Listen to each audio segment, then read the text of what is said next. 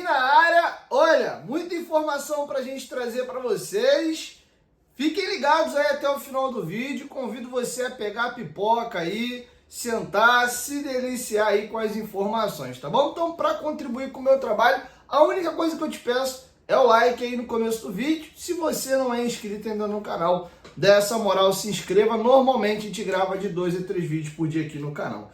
Galerinha, para começar a brincadeira, falando aí sobre convocações, o Puma Rodrigues foi convocado aí pela seleção uruguaia para essa próxima data FIFA. Boa sorte ao nosso Pumita Rodrigues, tá? E uma pincelada curtinha aqui, todos devem conhecer, ou boa parte de vocês, o jornalista Marcos Vasconcelos. Ele foi anunciado ontem de maneira oficial como novo assessor de imprensa do Vasco, vai dividir a função ali com o Matheus Babo no profissional. Deseja toda a sorte, sucesso do mundo. Beijão no teu coração, Marquinhos. Fiz isso para você no privado, tô fazendo para você publicamente. Você é um cara muito bacana, que merece demais. Parabéns aí ao Marcos Vasconcelos. Beleza? Tá feito aí o registro para vocês. Galera, hoje nós temos aí duas pernas que interessam muito ao Vasco e eu vou explicar. Copa do Brasil, Libertadores / Sul-Americana. Faltam 3 jogos. Esses jogos aconteceram hoje para serem definidos todas as equipes classificadas para a terceira fase da Copa do Brasil. Eu vou trazer para vocês quais são os 3 jogos que faltam acontecer hoje para definir os classificados. CSA e Tunaluso, lá no Rei Pelé às 9h30. Falando em Rei Pelé, quem tá com saudade do nosso Léo Pelé, pode matar essa saudade hoje. Às 7h30, o Atlético Paranaense recebe aí o Guarani de Bagé, tá? E aí quem avançar vai para a terceira fase da Copa do Brasil. E encerrando aí, Vila Nova e Rio Branco, tá? Então esses 3 jogos fecham a segunda fase da Copa do Brasil. Amanhã eu trago para vocês os classificados. Já adiantando que tivemos zebras aí, o Vitória foi eliminado para o Náutico. Hoje, o Náutico é a equipe de terceira divisão e o Vitória de primeira divisão, apesar de serem duas equipes muito importantes do futebol brasileiro e gigantes aí do futebol nordestino. E o Atlético Goianiense foi eliminado aí para o Retrô também na Copa do Brasil, tá bom? Outra informação, aí agora indo para competições internacionais, hoje também temos o último classificado para a fase de grupos da Libertadores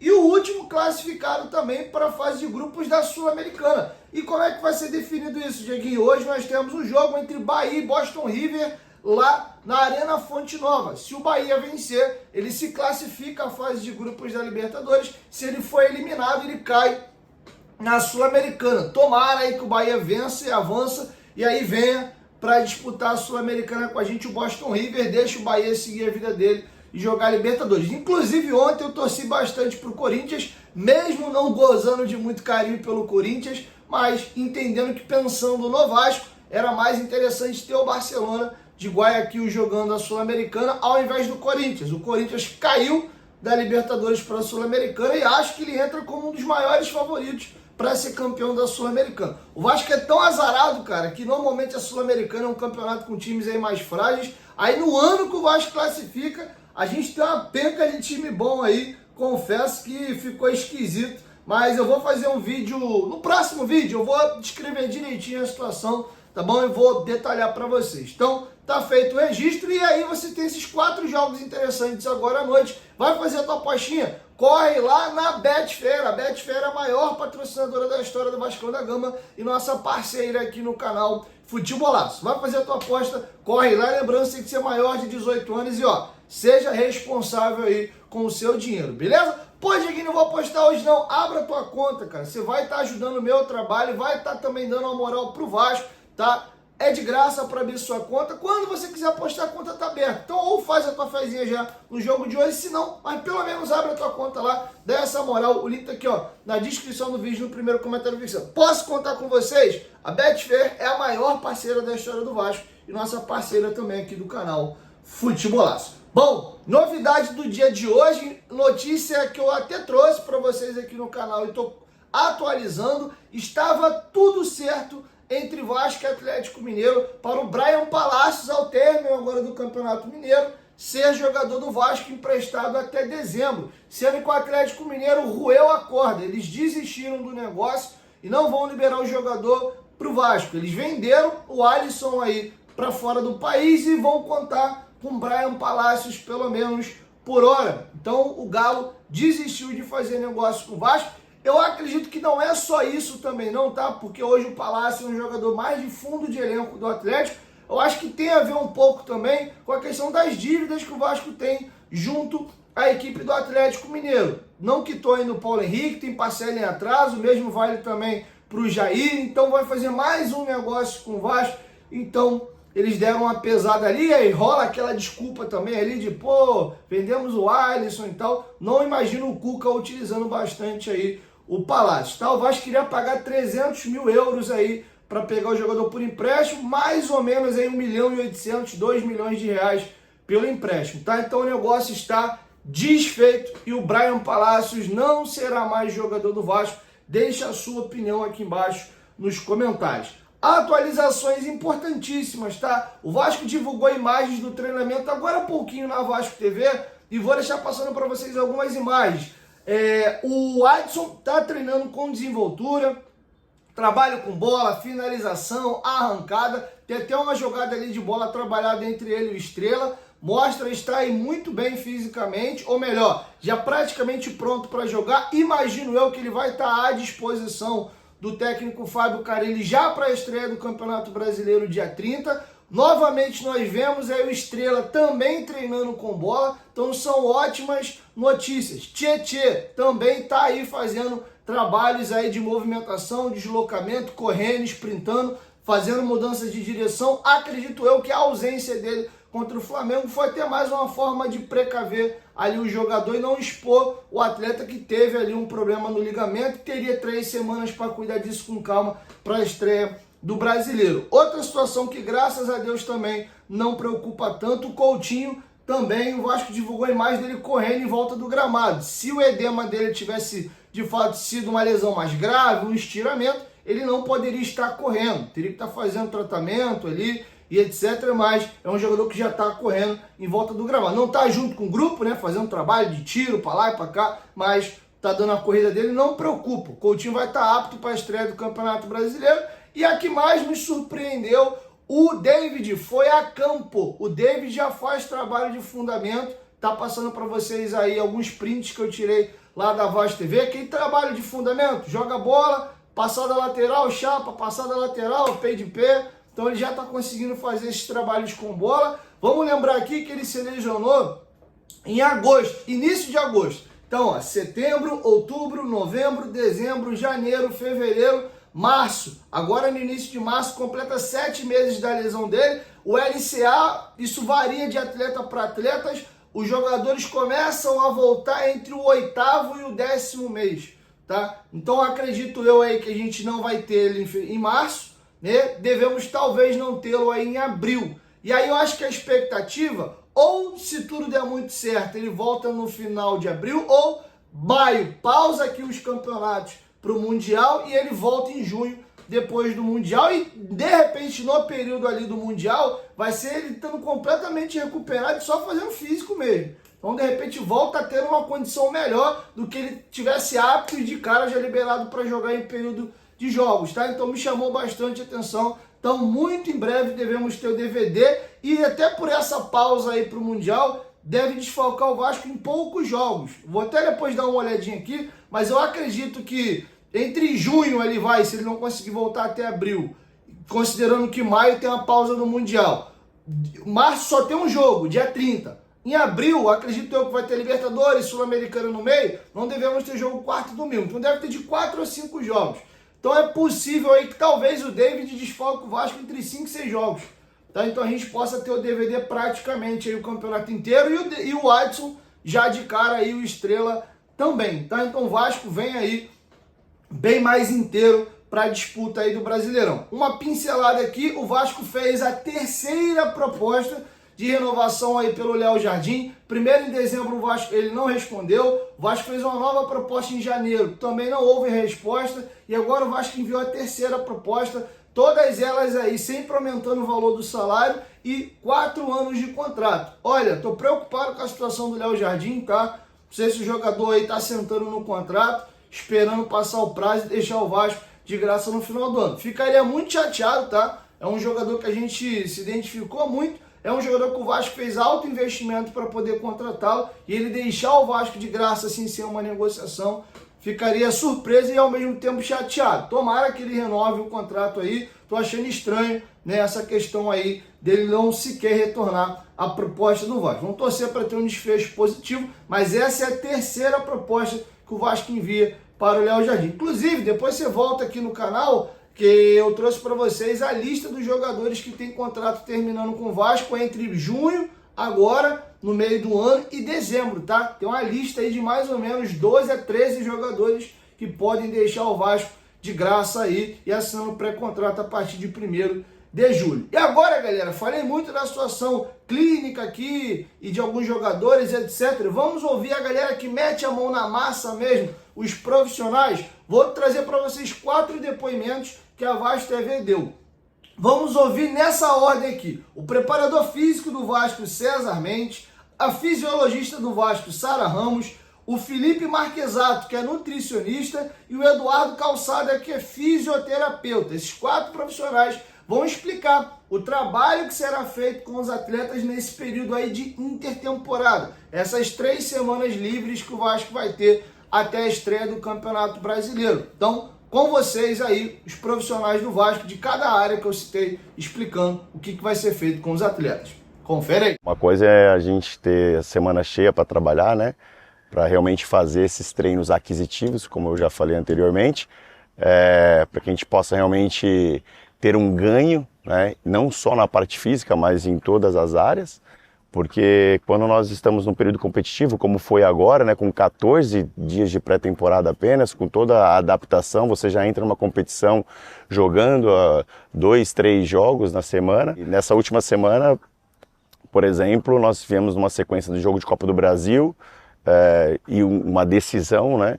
E eu não tenho dúvida nenhuma que essas 3 semanas nós vamos aproveitar bem, porque os atletas estão ali comprometidos, estão competindo, e é isso que a gente precisa gerar diariamente, né? Gerar essa competição para que a gente, quando iniciar o Campeonato Brasileiro, nós sabemos que iremos entrar nessa situação de jogos atrás de jogos. E assim que a gente chegou, já foram feitas algumas avaliações, iremos fazer agora, iremos aproveitar essas semanas na verdade, para poder potencializar essas avaliações.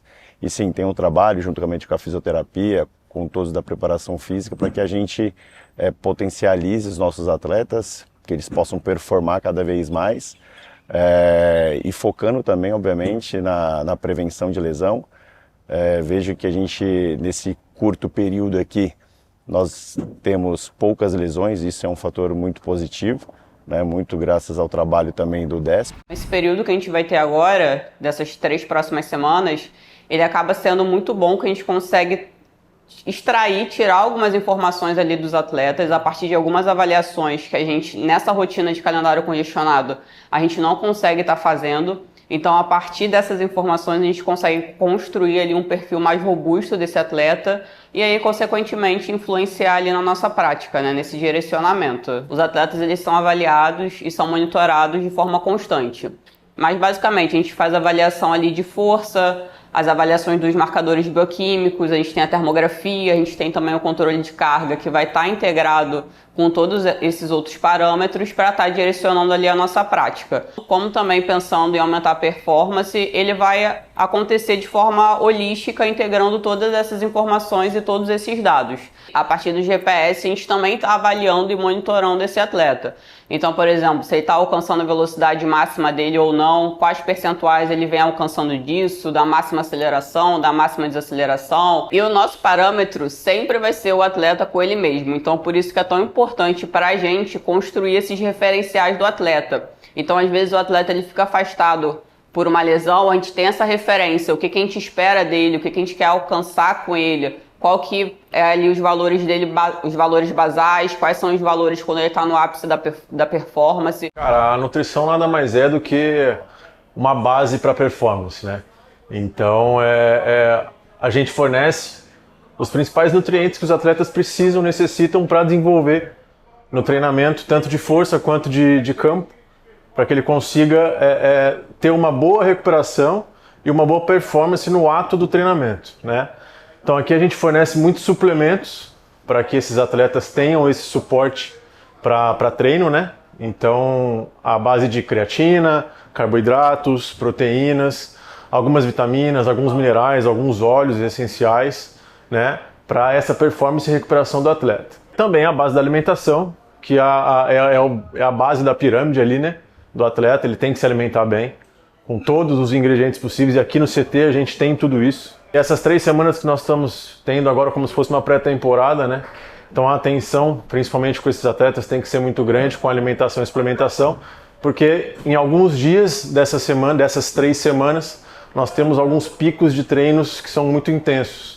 Então tem que ficar esperto e atento com hidratação, principalmente, porque aqui no Rio faz muito calor, e a alimentação desses atletas junto com a suplementação. Então alguns atletas a gente faz até alguns ajustes, com um pouquinho mais de carboidrato ou um pouquinho mais de creatina, ou orienta eles com um plano alimentar mais individualizado, para que eles possam desenvolver e trabalhar bem nessas 3 semanas aí, que vai ser de muito trabalho.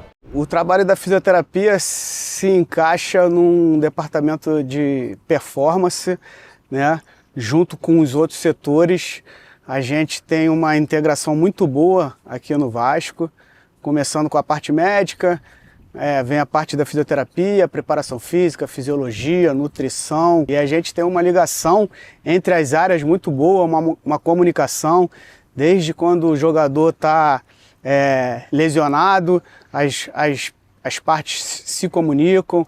Quando ele está em algum tipo de atividade extra, a gente se comunica também. A fisioterapia está sempre atuando em qualquer momento que o jogador esteja fazendo parte naquele momento do departamento. Aqui a nossa parte de prevenção, a gente tem os nossos testes que a gente faz de pré-temporada e intertemporada, vamos dizer assim, como é que a gente está agora, né? A partir desses testes a gente vê se o jogador precisa fazer algum tipo de correção, algum tipo de trabalho extra para corrigir algum tipo de mobilidade, alguma coisa de flexibilidade. Então é um trabalho preventivo que a gente faz em cima desses testes. E tem um trabalho de reabilitação, né? Então a fisioterapia, o jogador está inserido. Desde o momento que ele chega no clube, ele está inserido no departamento de performance, seja fazendo algum tipo de prevenção ou seja na reabilitação. Bom, galera, é isso. Mais uma vez, vou voltar no que eu já falei com vocês algumas vezes aqui no canal. Não me sinto com capacidade de opinar sobre nutrição, fisioterapia, fisiologia e muito menos sobre preparação física, tá? Enfim, rola muito esse debate se o trabalho do Vasco é mal feito.